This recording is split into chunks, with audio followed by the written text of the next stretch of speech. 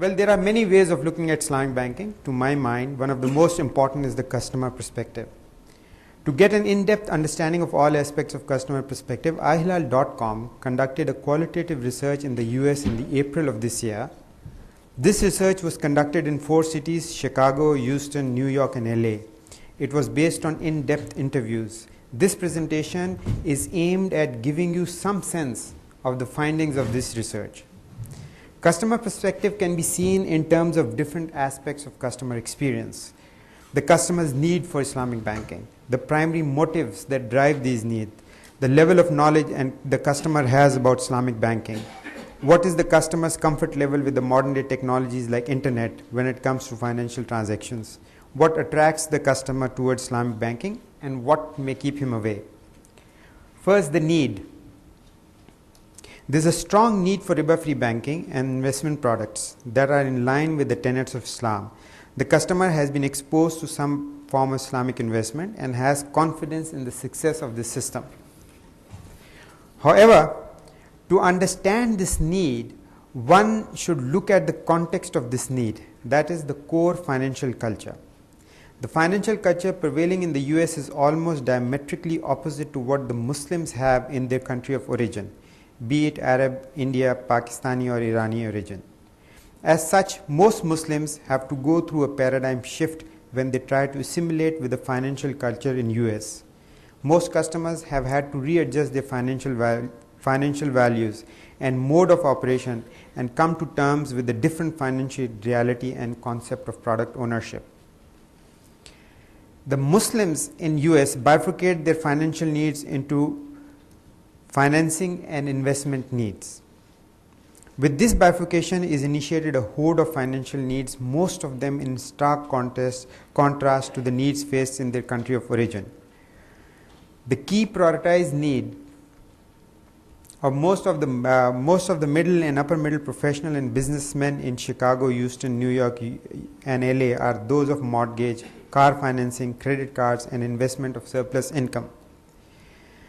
The core financing needs that most of the target customer cannot do without is the need for house mortgage. It is needed for the sense of security, ease, convenience, and also because the rental proposition and the mortgage cost comes almost to the same. Car financing is the next important need. Insurance is a separate category altogether and is not given the same space in the financial need repertoire. Credit cards again are a strong need simply because of the plastic culture that has replaced cash. Although revolving of credit or stretching the buying power is not the motive behind the credit card use. For monetary gains in the pervasive financial cultural needs, most of the target segments, specifically the more financially sound customers, prefer to invest in options with a degree of risk attached to them. The thrust is in the direction of investment instead of deposits and the rate of return. Thus, the most prevalent and desirable tools for investments are stocks and mutual funds. So, if this is the needs, what are the underlying motives behind these needs? The customer's moral and religious values in general are clearly depicted through their moral and religious values in financial matters and food consumption. Within this broad need base, there are segments of customers with more or less overt need for safeguarding and following their religious values. Secondly, confronted with the non-Islamic culture of US, the customers have an innate desire to protect their religious values, and therefore there is a conscious attempt to abide by the religious beliefs. In food consumption, the religious and cultural demands are resolved to a greater level without leading to a cognitive dissonance. In the financial side, the resolution is difficult and the conflict is of greater depth. With this background, let us see what is the customer knowledge and awareness. Most of the customers are sharply aware of the investment options available to them and depict a great deal of acumen in assessment of financial implications of the different options. There are stocks, there are CDs. They give you good profit from 6 to 7%, and you have an option to get the money out. If you combine all your accounts, then you get very good return, interest. This is a statement of a Pakistani from LA. The customers have the financial sophistication and maturity to discern a genuine proposition when it comes their way. Thus, there is a clear awareness of the most conservative to a highly aggressive financial instruments and the value attached to each. The most used financial tools are money market funds, stocks, mutual funds, CDs, and checking accounts. If I am advising someone, then I will probably tell them to invest in stocks since they are down and the prices are low. The best and the safest are CDs. There is a fixed rate of return and the terms and conditions are also defined. A statement of Iranian from New York.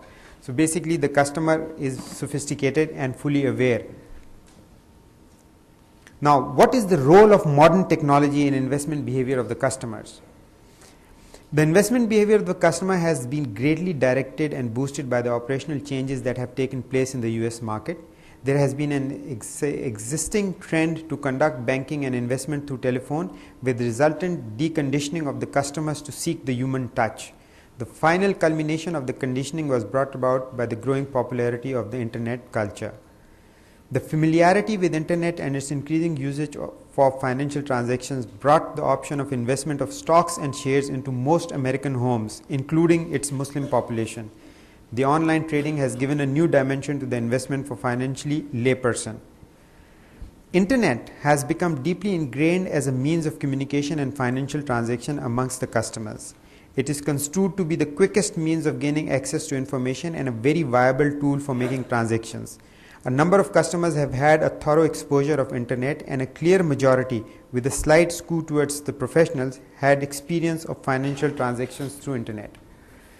I do online banking and other financial transactions. The risks are there as much in telephone and use of cordless phones and no more. Reputable company is an important consideration in online trading, a statement of a Pakistani from Houston.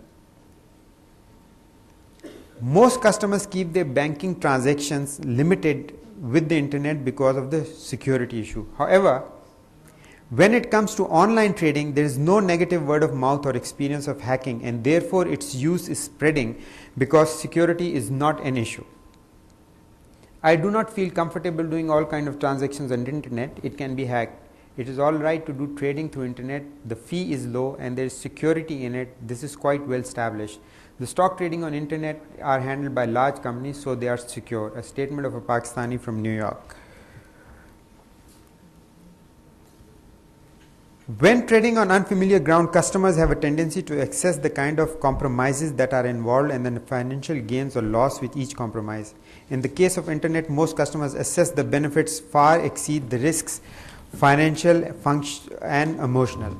Online trading is construed to be the quickest means of finalizing a share deal that may be lost when done in traditional mode.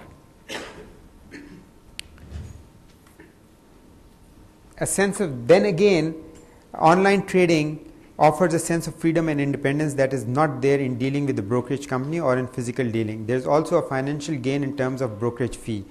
Emotionally, the customer can find a sense of security in following a pace they set up for themselves and the timing of the readiness. Now let me go quickly through the barriers.